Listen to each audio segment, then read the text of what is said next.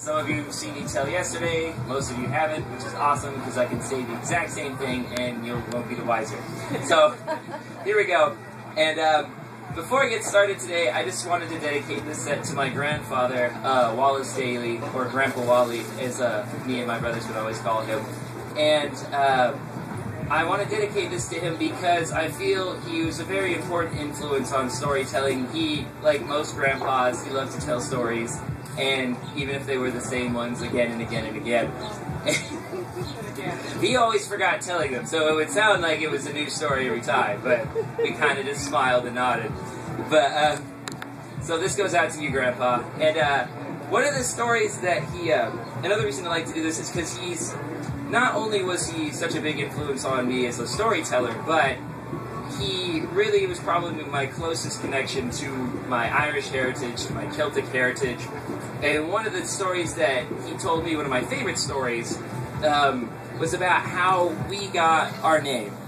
Now, Daeley is a very Irish name. It's a very common Irish name. But the way I spell my name, D-A-E-L-E-Y, is actually very uncommon.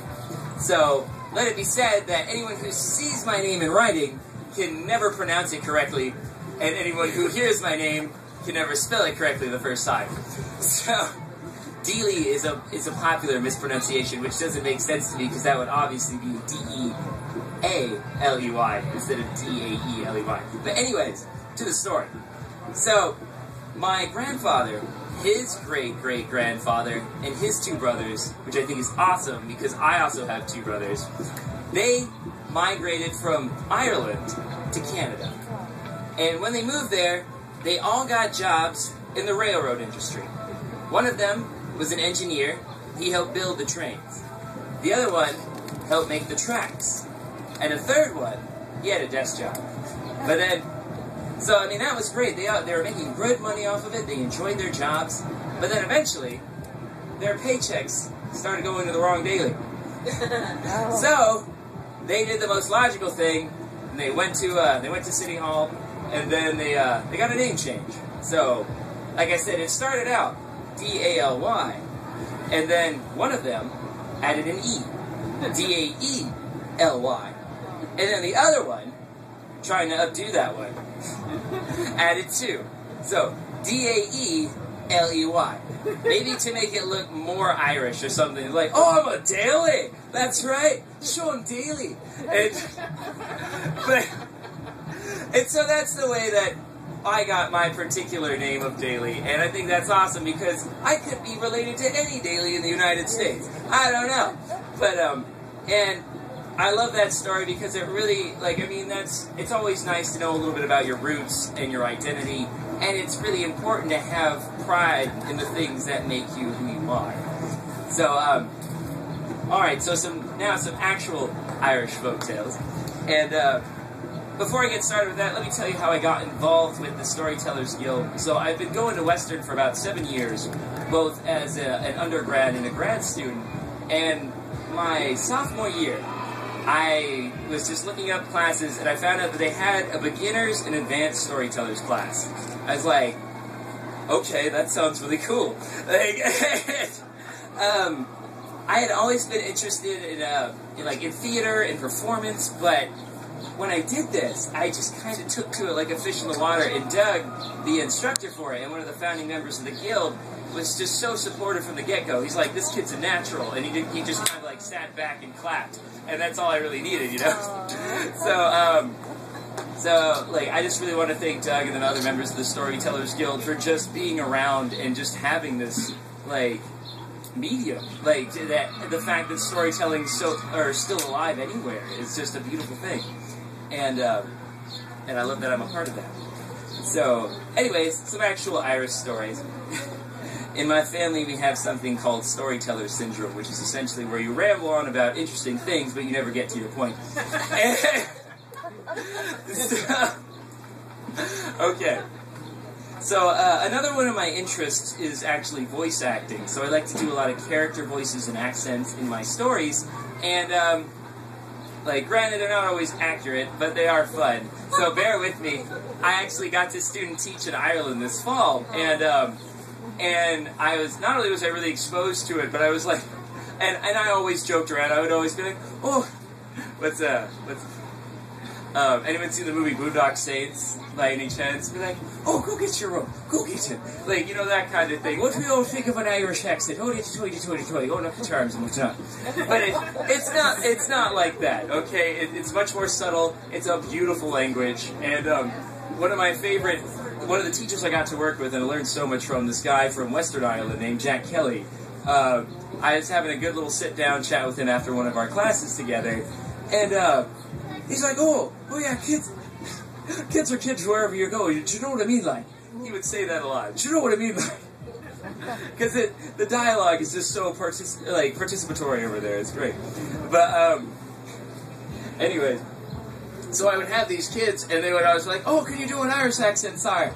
And I would try, and then they would just be like poking their ears, like, ah, sir, we don't sound like that, sir, ah.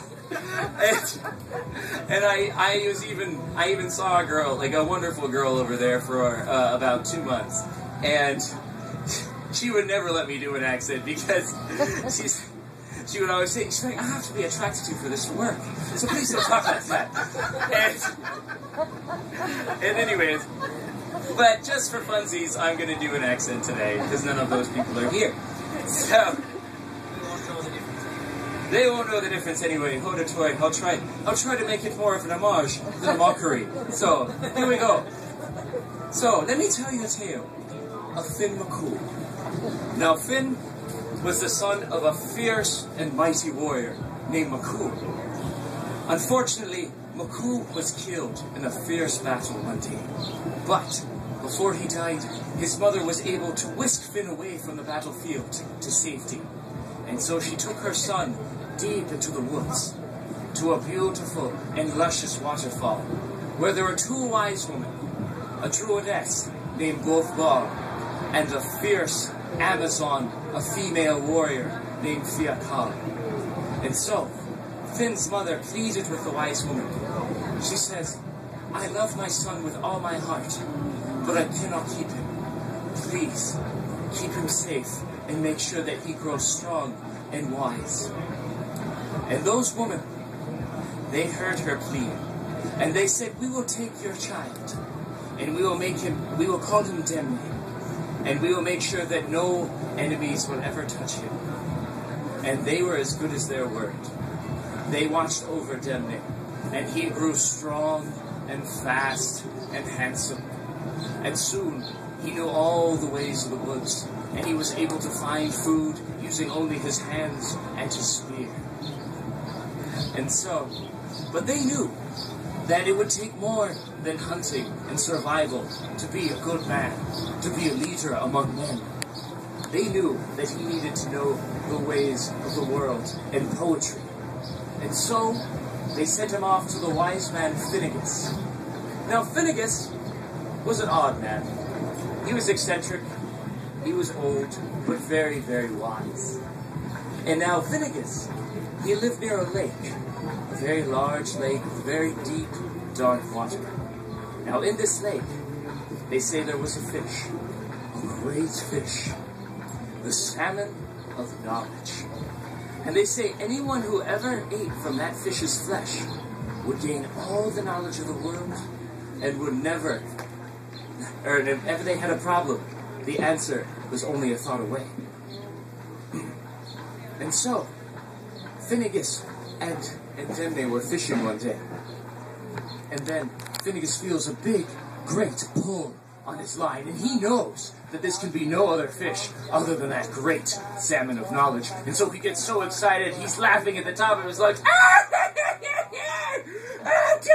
Demne, pulling the line, my boy. It's the salmon of knowledge. We got to get that fish. And so he does. Demne's very strong, so he has no problem pulling the great salmon onto their boat, and they bring it back to shore. So Finnegas, of course, is very excited. He said, quickly, Demne, quickly, cook and clean the fish. Get a fire going. Get that fish on a spit. And so he does. He takes great care in cooking and cleaning the fish. And he holds it very gracefully to give it to Finnegas. But as he does so, the fish slides down. And the skin is so greasy, it slides down the stick, and it burns his hand, and without even thinking, he thrusts his finger into his mouth. What did he do? Touch the fish. And of course, Finnegas's excitement, his joy, turns to anger. Dimney! What is your name, boy? And Dimney thinks to himself, and he's astonished with what he discovers, because he says, "It's Finn. My mother called me Finn. My father's name was Cool." And then and Finnegas, he's very disappointed, but he's very happy for Finn as well. So he says, "Might as well be eating the rest of the fish, boy. I can't teach you anything else. You know who you are now, and you'll have to go to join the king and lead his knights, the Fianna." And that's exactly what he did. And whenever Finn had a problem that he could not find the solution to, he only had to thrust his thumb into his mouth, and everything was revealed. Thank you very much.